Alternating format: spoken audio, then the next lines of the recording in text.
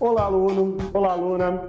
Sou o professor César Viana de Informática aqui no curso Direito para Concursos, iniciando a primeira rodada de questões para a PRF.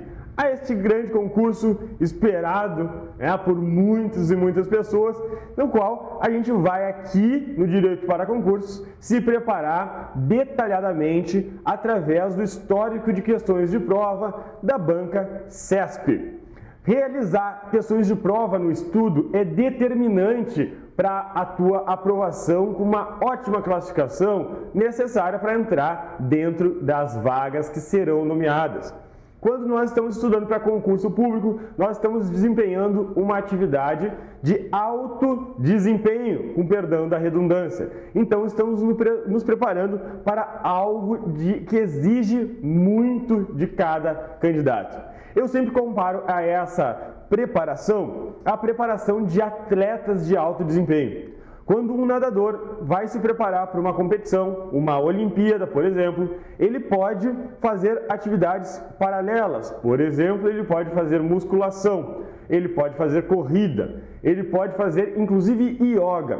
Mas um nadador que está treinando para uma Olimpíada, o principal treinamento dele é cair na água e nadar. Quando um jogador de futebol vai fazer o treinamento, ele pode assistir palestras sobre estratégia de jogo, ele com certeza faz um trabalho muscular. Contudo, um jogador de futebol, quando tem que treinar efetivamente para a finalidade a qual ele se predispõe, ele vai jogar futebol. O candidato a concurso público, ele tem sim que assimilar uma teoria através de aula, através de livros, através de diversos objetos de conhecimento. Contudo, o candidato para concurso público tem que efetuar questões de prova. É para isso que tu está te preparando. Está te preparando para chegar num dia, pegar um caderno de questões de prova e responder corretamente essas questões. Então, essa é a importância dessa caminhada que iniciamos agora na primeira rodada de questões para a PRF, e eu inicio com a matéria de segurança da informação. A segurança da informação é um tema cada vez mais presente no dia a dia das organizações, uma vez que a informação é um ativo cada vez mais valioso para as organizações. Hoje em dia, muitos produtos tu compra fornecendo as tuas informações. Teoricamente, esses produtos eles são de graça. Então, hoje a gente consegue, por exemplo, utilizar um e-mail do Gmail, da Google, a gigante Google, entre aspas, de graça. Contudo, no contrato de utilização deste serviço, a empresa fornecedora coloca que dados trafegados nesse sistema de comunicação eletrônica poderão ser utilizados com alguns critérios contratuais para interesse da empresa fornecedora, isto é, do Google. Botando em palavras simples, tu envia um e-mail, o Google pega a informação do teu e-mail e ele usa para os seus fins comerciais. Então isso é lícito, isso é correto, isso é permitido. Ok? Então hoje tu paga o Google com as tuas informações. Informação é cada vez mais valiosa no meio, nas organizações, é um ativo. Se é um ativo, se tem valor, deve ser protegido. Por isso, a disciplina de segurança da informação é uma disciplina cada vez mais estratégica para as organizações, cada vez mais presente em provas de concurso público. A primeira questão que nós temos do CESP, STJ, do ano de 2018, uma questão muito recente, diz que, por padrão, um certificado digital contém a chave privada do emissor do certificado. A chave pública é sempre acessada para fins de comprovação da chave privada. Vamos lá. Um certificado digital é um documento eletrônico que vincula uma chave pública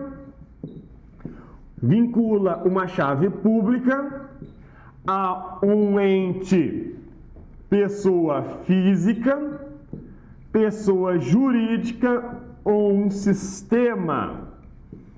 E claro, atrás do sistema vai ter uma pessoa jurídica ou física. Eu quero te dizer que uma pessoa física pode adquirir um certificado digital que contém uma chave pública, que vai identificar de forma unívoca esta pessoa.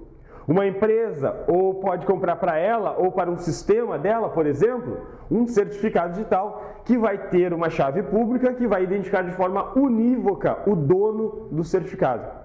Isto é comparado a documentos não eletrônicos, como uma carteira de identidade, o RG. O RG, ele vincula um número de registro no Brasil a uma pessoa física, assim como o CPF. Para pessoas jurídicas, nós temos o exemplo do CNPJ, vincula um número, um cadastro de pessoa jurídica a uma pessoa jurídica. Então, nós temos o certificado digital que vincula uma chave pública a um ente dono do certificado. Então, o certificado digital, ele é utilizado livremente, assim como a tua carteira de motorista, que tu te identifica com ela, mostrando para todo mundo. E tu não pode mostrar para todo mundo algo que é privado. Então, no certificado digital, nessa concepção do certificado digital, ele contém a chave pública do dono do certificado, alguns dados como o nome do dono do certificado digital, a validade do certificado digital, a autoridade certificadora que emitiu esse certificado digital para poder ser comprovada o certificado digital. É uma relação que se chama de terceiro confiável, assim como nos cartórios, quando tu reconhece firma num cartório, depois tu vai lá e assina um documento, vai reconhecer essa assinatura no cartório. Esta é uma relação de autenticidade com terceiro confiável. Tem duas partes de um contrato e o terceiro confiável é o cartório. Na certificação digital também, tu tem um certificado digital, tu pode comprovar a autoria de um envio de e-mail, por exemplo, com o uso do certificado digital através da assinatura digital, e o terceiro confiável será a autoridade certificadora. Então, a chave pública está no certificado digital e não a chave privada. A chave privada estará no dispositivo do certificado digital, que é outra coisa. O dispositivo é um token, por exemplo, que parece um pendrive, que o usuário compra o seu certificado digital, pega esse dispositivo na mão e aqui dentro eu tenho um par de chaves. Se esse certificado é meu para minha pessoa física, dentro do meu dispositivo de certificado digital, eu tenho um par de chaves, uma chave privada e uma chave pública. Somente eu poderei utilizar a minha chave privada, fornecendo uma senha denominada PIN, e ninguém mais poderá acessar a minha chave privada, senão eu vou violar as regras de segurança do uso de certificados digital. Enquanto a minha chave pública é divulgada livremente como o meu certificado digital, que eu utilizo para assinar, por exemplo, para enviar uma assinatura digital. Quando eu assino digitalmente um e-mail, eu uso a minha chave privada para garantir a autenticidade desse e-mail. Assinei usando a minha chave privada, utilizando o meu dispositivo de certificado digital e envio o e-mail. No envio de e-mail, vai junto o certificado digital que contém a minha chave pública. E aí o destinatário utiliza a chave pública para validar esta assinatura digital, conferindo a autenticidade deste e-mail. Valida perante a autoridade certificadora, que é o terceiro confiável na relação da certificação digital. Então, a chave privada não está no certificado digital, e sim está de posse do dono do certificado digital no seu dispositivo do certificado digital. Estando errada a questão de número 1, podemos passar à questão de número 2. Acerca de assinatura digital, certificação digital e infraestruturas de chaves públicas, julgue o item a seguir. Qualquer usuário pode verificar a autenticidade da entidade que gerou um certificado digital, mas apenas usuários autorizados e credenciados podem consultar as informações e a chave pública do proprietário do certificado. Então, quando eu envio um e-mail, ele diz: qualquer usuário pode verificar a autenticidade da entidade que gerou um certificado digital. Aí, então, quando eu envio um e-mail assinado, eu te falei que ele vai assinado e para comprovar a assinatura digital, tenho o meu certificado digital. O meu certificado digital também pode ser divulgado na internet. Eu boto, quem quiser obter o meu certificado digital, tá aqui. As pessoas podem utilizar isso para validar e-mails assinados ou documentos assinados digitalmente. Processo eletrônico, por exemplo, é um exemplo clássico na prática. E aí qualquer usuário pode verificar a autenticidade da entidade que gerou um certificado digital, solicitando então a verificação para a autoridade certificadora, que está informado o endereço dentro do certificado digital divulgado. Ok. Aí continua dizendo, apenas usuários autorizados e credenciados podem consultar as informações e a chave pública do proprietário. Não, para fazer essa verificação, eu já usei essa chave pública e as informações que estão no certificado digital. Para fazer a verificação, eu verifico o certificado digital, por exemplo, num site. Isso é muito comum, tu abre um site da internet, tem um cadeado, tu clica no cadeado e manda verificar o certificado digital do site. Pode fazer isso no site do Banco do Brasil, por exemplo, se tu loga dentro do site, se tu for cliente, ou do teu banco. Quando tu entra na tua conta, vai ter um cadeado fechado lá no navegador. Tu manda exibir o certificado digital do banco. Vai aparecer lá a informação da autoridade que gerou aquele certificado digital, a autoridade certificadora. E tu pode ir lá e validar isso, se essa autoridade certificadora ela é realmente confiável. E tu não precisa ser um usuário autorizado e credenciado nesse contexto da certificação digital. Se eu te enviar meu certificado digital para que tu tenha o certificado de tua posse e o dia que eu te mandar um documento assinado eletronicamente possa validar essa assinatura, tu olha o meu certificado, tu vê a autoridade certificadora e tu pode ir lá e pesquisar essa autoridade certificadora para validar suas informações e se ela é confiável. Não precisa estar autorizado para isso, ok? Então, essa questão está errada porque diz que o certificado digital, ele vai precisar dessa autorização e credenciamento para sua validação, o que não está correto. Vamos para a nossa questão de número 3, uma questão do CESP com múltipla escolha. Caiu no ano de 2018, tudo questões separadas de um concurso bem recentes.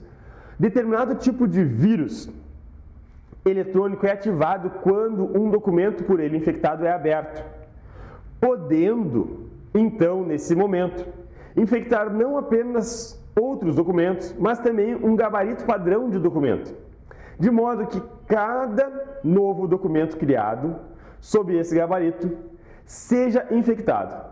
O vírus, cuja propagação ocorre quando documentos por ele infectados são remetidos por correio eletrônico para usuários, é conhecido como vírus de programa, vírus de macro, backdoor, hoax ou vírus de setor de carga, o boot sector. Bueno, eu estou tratando agora do conceito de malwares. Malwares são pragas eletrônicas. Malwares são pragas eletrônicas, são softwares maliciosos. Então, malicious softwares, malwares. As pragas eletrônicas, elas são classificadas de acordo com o seu tipo, de acordo com as ações que elas executam, o meio de propagação, a forma de infecção. Para tu estudar malwares, vai estar no nosso material a indicação de algumas leituras complementares. Na certificação digital, eu vou botar um link para uma cartilha do ITI. Para os malwares, eu vou botar no material e já vou te dizer aqui, porque o endereço é bem fácil. É cartilha.cert.br. Acessa cartilha.cert.br na página do teu navegador e no menu da esquerda tu terá vários itens. O item de número 4 vai tratar de pragas eletrônicas, ok? De malwares. Lá tu vai encontrar a definição das pragas exatamente conforme cai no concurso. O concurso copia dessa bibliografia oficial e coloca na hora da prova.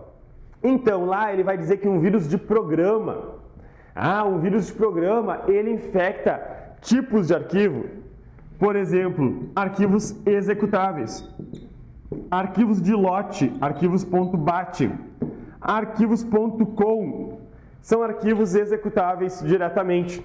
Esses são vírus de programa. Um vírus tem como característica necessitar de um hospedeiro. Ele infecta um hospedeiro e na execução do hospedeiro ele é ativado.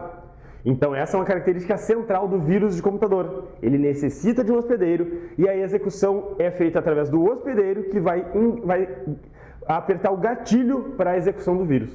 Não tem como executar diretamente um vírus. O vírus não permite a execução explícita do seu código. Tu executa o hospedeiro que tem um gatilho para a ativação do vírus. Então, os vírus de programa são esses aqui. A descrição de vírus que infecta documentos é a descrição do vírus de macro. O vírus de macro é um vírus específico que infecta documentos, por exemplo, do Word.docx.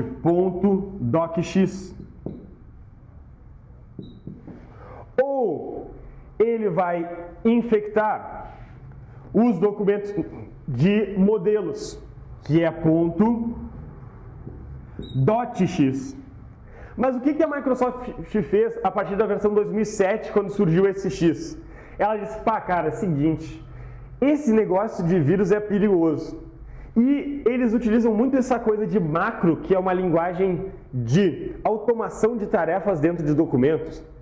Eles usam muito essa coisa de macro para infectar os meus documentos. Aí a Microsoft fez o seguinte, a partir da versão 2007, quando surgiu esse X. Ela diz, se um documento ou um modelo contiver macro, eu vou tirar o X e vou botar um M.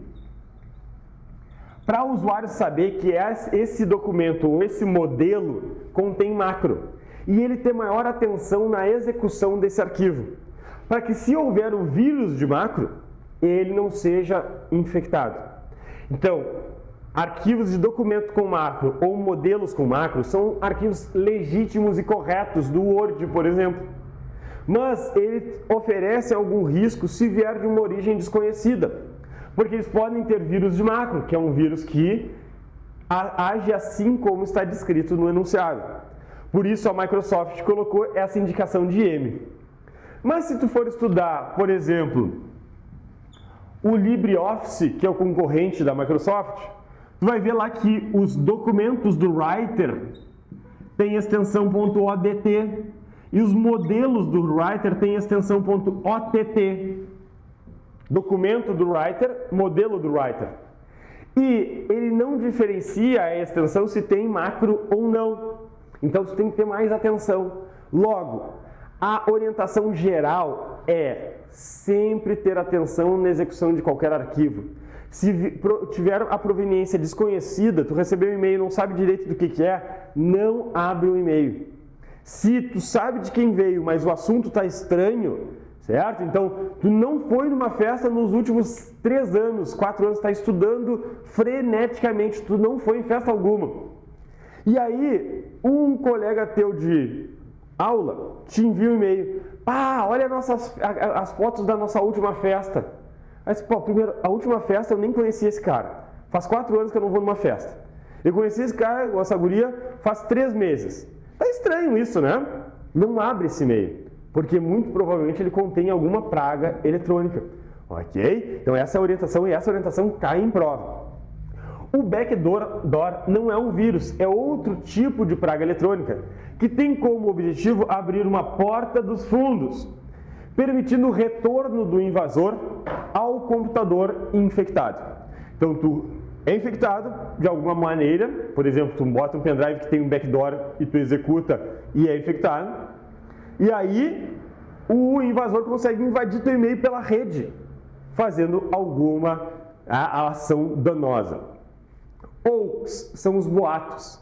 Hoje a gente chama muito de fake news, mas um e-mail, por exemplo, com um boato é chamado de um hoax. Não é um spam simples. Spam é uma mensagem não autorizada, que pode ser uma propaganda, enquanto um hoax ele é um boato. Um vírus de setor de carga, um vírus de boot, é um vírus que infecta a área de inicialização da máquina e é ativado sempre que a máquina vai vai iniciar o sistema operacional. Há uma característica do vírus de boot, o vírus de setor de carga, é que para garantir a sua execução, quando ele é executado logo no início, quando o Windows, por exemplo, ou Linux, o que seria bem mais difícil, existe vírus para Linux, mas é bem mais difícil, normalmente é para Windows. Então o Windows iniciando, ativa o vírus de boot e esse vírus de boot já desativa o antivírus. Ele bloqueia a execução do antivírus. Esse é um grande problema do vírus de boot. Ele inativa o teu antivírus, então ele não vai ser verificado pelo antivírus. Para tu conseguir tirar o vírus de boot, muitas vezes tu tem que usar um antivírus de boot. E aí tu inicia o teu computador dizendo, eu quero iniciar pelo CD-ROM. E ele inicia executando o antivírus antes de iniciar o teu sistema operacional que está no teu disco. E o vírus infectou o setor de boot, o setor de inicialização do teu disco. E aí tu engana o vírus e inicia pelo CD, executando o antivírus pelo CD. É uma maneira clássica de tirar um vírus de boot. Então eu fiquei com a gabarito na letra B, na nossa questão de número 3. A questão de número 4 fala também sobre pragas eletrônicas. Entre os vários tipos de programas utilizados para realizar ataques a computadores, isto é, vários tipos de malwares, aquele capaz de se propagar automaticamente pelas redes enviando cópias de si mesmo entre computadores é conhecido como clássica questão que foi copiada da cartilha do CERT. A forma de propagação está contida na descrição das pragas lá na cartilha e ao final do capítulo 4 da cartilha tem uma tabela de comparação e tu vai ver que a forma de propagação com envio de programas automaticamente pela rede se dá através do worm.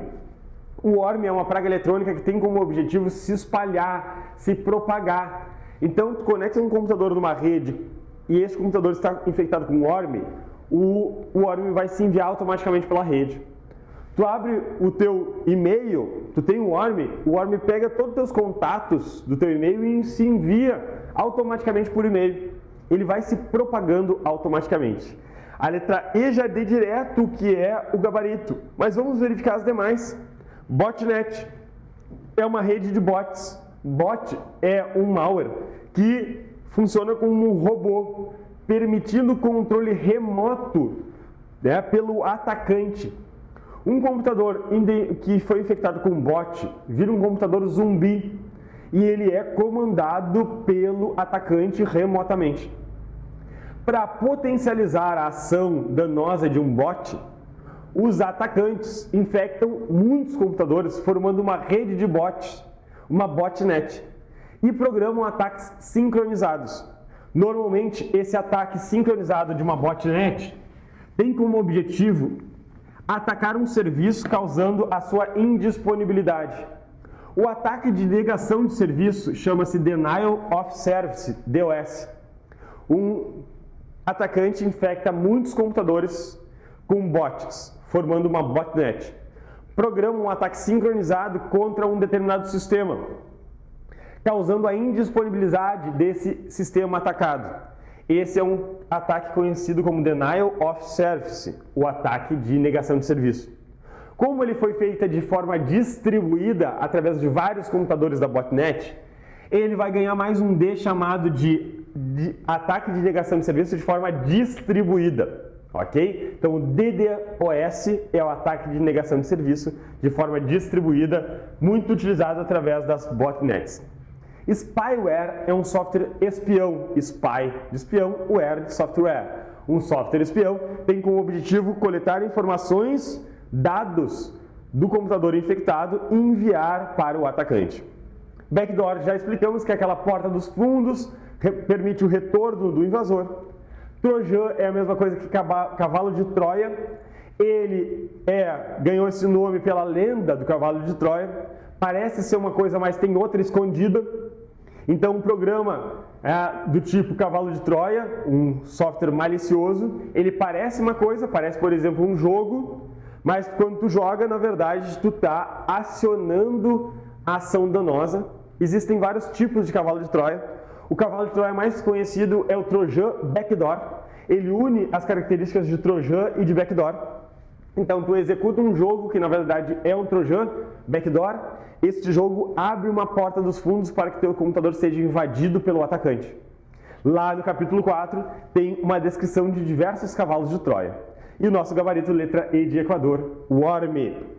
Vamos então agora para a nossa questão de número 5, a última questão da primeira rodada de informática para PRF aqui no Direito para Concursos. Questão do CESP do ano de 2017, questão recente para analista judiciário do TRF. Considerar comprometido o certificado digital da autoridade certificadora é uma das razões para a revogação de um certificado digital de usuário antes da sua data de expiração. Então, quando eu tenho uma relação na certificação digital, é a relação de terceiro confiável. Eu preciso confiar na certificadora do certificado, na autoridade certificadora, para confiar nos certificados emitidos por essa autoridade. Se por algum motivo for comprometido o certificado digital da autoridade certificadora, de quem emitiu, os certificados emitidos por ela não podem mais ser confiáveis. Para isso, eu vou fazer o quê? Eu vou incluir esses certificados digitais como certificados revogados. E existe no meio da certificação digital algo chamado de LCR, que é a lista de certificados revogados de uma determinada autoridade certificadora. A lista de certificados revogados fica disponível para consulta. Logo, se essa autoridade certificadora que emite certificados digitais não for mais confiável, os certificados dela, que ainda estão válidos, mesmo sendo válidos ainda, serão incluídos na lista de certificados revogados, para que eu não confio mais no que ela emitiu. Digamos que um DETRAN de algum estado tivesse a sua comprometida a sua confiança. Imagina uma coisa absurda, assim, de totalmente o DETRAN de tal estado, ele foi pego numa situação de corrupção e foi decidido com alguma questão da lei, que eu não vou saber te dizer como, que esse DETRAN ele não pode mais ser confiável, a gente vai ter que criar um outro DETRAN, uma outra coisa naquele estado, porque o DETRAN daquele estado, capufit, acabou. Logo, todas as carteiras de habilitação emitidas por esse DETRAN não podem mais ser confiáveis. Se eu não confio no DETRAN, como é que eu vou confiar na carteira de habilitação que foi emitida por esse DETRAN? Se acontecesse uma catástrofe dessa, né? Todas as carteiras, mesmo ainda válidas, teriam que ser refeitas. Eu ia dizer, passar um comunicado para aquele estado, Magrão, olha só, tem uma notícia ruim para te dar. O DETRAN aqui, capuf, já acabou, a gente teve que criar um outro departamento aqui, que a gente vai chamar de ACEU do quê? Para dizer, departamento de trânsito novo desse estado, e a gente vai ter que emitir tudo de novo, então a sua carteira, mesmo válida, ela vai ter que ser refeita. O estado até vai fazer de graça para ti, porque foi um problemaço aqui, mas não posso mais confiar nessa carteira se eu não confio no emissor dela. Tá certo? Então é isso que diz na questão de número 5, estando correto o gabarito, e nós concluímos a nossa primeira rodada. É um prazer muito grande estar auxiliando na tua caminhada até a posse na Polícia Rodoviária Federal. Eu quero me colocar à disposição integralmente para te atender em quaisquer dúvidas que ocorrer ao longo do teu estudo. Recorra ao curso, recorra a mim, porque nós estamos juntos para auxiliar na tua posse. Um grande abraço, bom estudo e vamos junto!